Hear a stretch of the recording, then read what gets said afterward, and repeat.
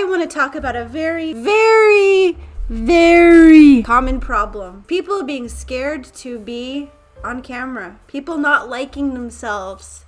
Hello and welcome to YouTubing with me, Katie. Hi, how are you doing? I would just like to take a moment right now, pause the video and comment down below why. Why are people scared to put themselves on camera? What are the hang-ups? Okay, pause this video. Allow me to do some dancing to pass the time. Jumping in quickly with some practical advice. Do something for you.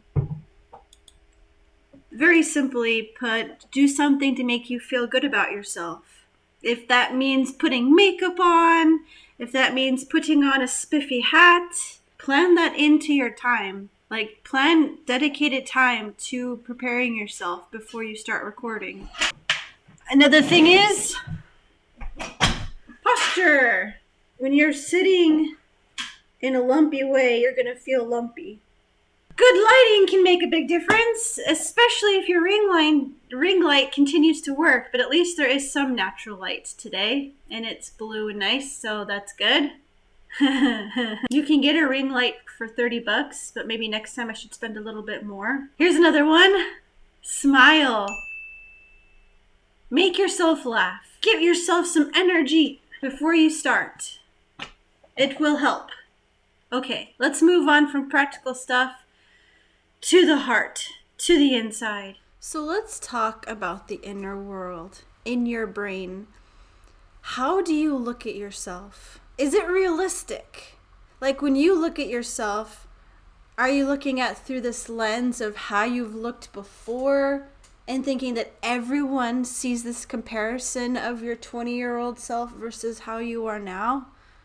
Do you accept how your body is, as that's how you look and that's okay? It's a huge part of just getting over ourselves is learning to like ourselves, learning to accept and love and value ourselves and value our bodies and what they do for us, and accepting our skin. When you look in the mirror, or when you look in the view thinger on your camera or on your phone, are your eyes just immediately drawn to this imperfection? Do they just look at the zits and the spots and the moles? Try not to do that. Try to look at yourself as a whole. Try to focus on the parts of yourself that you do like. Are you hearing a bully's voice in your head? It's so important to be able to take that voice, give it a name, and tell it to shut up now and then.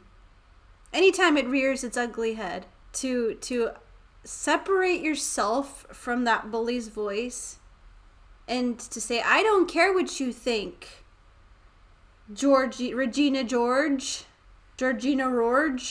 Your opinion doesn't matter. Heh. I really want to put a big challenge out there for you.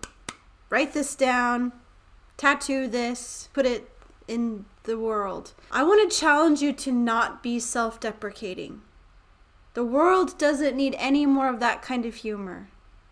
You don't need to say one more negative thing about yourself. It's not funny. It's not cute. Don't do it. Don't make fun of parts of yourself. Don't bring yourself down. That's internalizing that bully's voice. And I want to challenge you to not ever do that.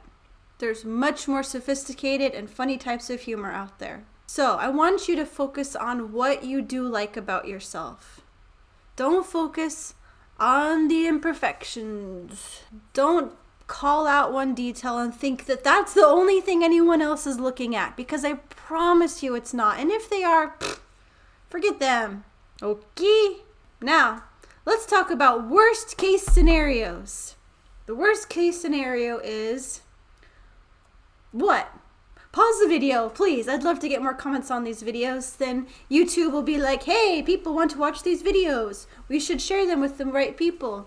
What is the worst thing that can happen? Like, the worst thing that can happen in getting a mean comment, is that the worst thing? People secretly thinking that you're hideous? People thinking that you're weird?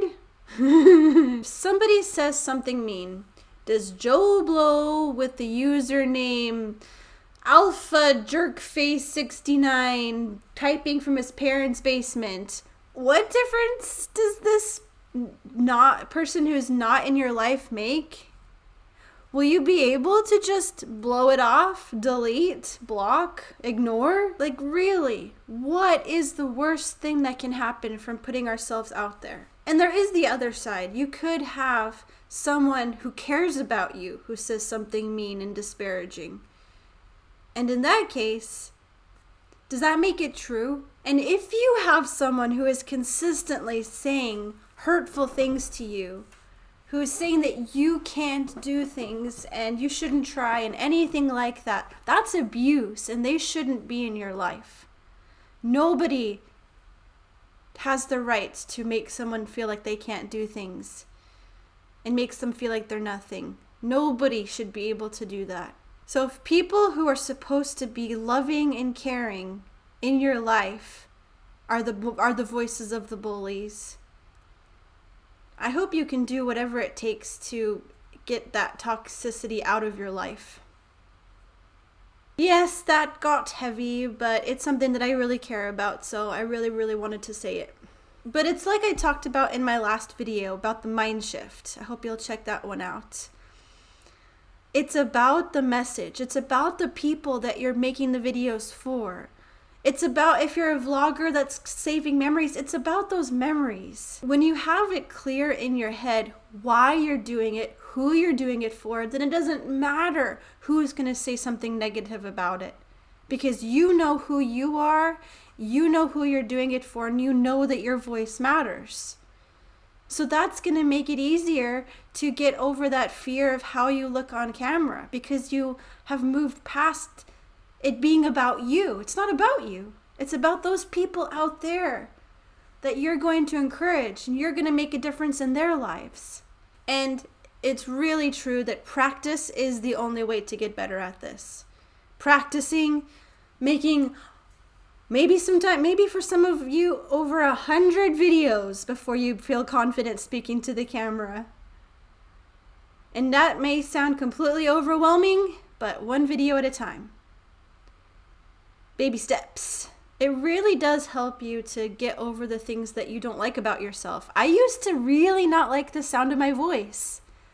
I don't mind it like now talking to myself, but when I would hear it on a video, I'd be like, that's not what I sound like. Ugh. And I got over it. I've heard my voice enough times. I understand the distinction between how I sound to myself and how I sound in videos, and it just doesn't bother me anymore. And I don't know when that happened. I don't remember when I was editing one day and when I suddenly realized, hey, I don't care about my voice anymore. So there's that. Seeing yourself on camera, getting used to your little idiosyncrasies, getting used to the way your voice sounds, having the confidence when you talk to trust in what you're saying and to not stumble over the words a bunch of times, editing in your mind, trying to figure out how to say things better. These are all things that just take practice. It's a muscle. The more you work out the muscle, the easier it'll get. So, does this encourage you? Did I miss something? Is there something that you would like to say to people? I want to challenge you to make your own video like this. You know, if you're inspired. Only if you're inspired and it fits in the brand of your channel and what you want to accomplish. But inspiring other creators, I can't hardly think of anything more special than that. Because whatever difference they make in the world, you're a part of that. It's like a pyramid scheme without the scheme. Wait. Let me know if you make this video. I'd love to check that out. And if you're inspired about it. Okay. I think that's everything. Bah. Hi, I'm Katie. This is YouTube. I really am passionate to encourage people to know that their voice matters, their story matters. And if you want to jump in, but you just need a push, you need a friend, you need an encourager, contact me and let's see if it would be a good match for us to work together. I'd love that. My information's down below in the description.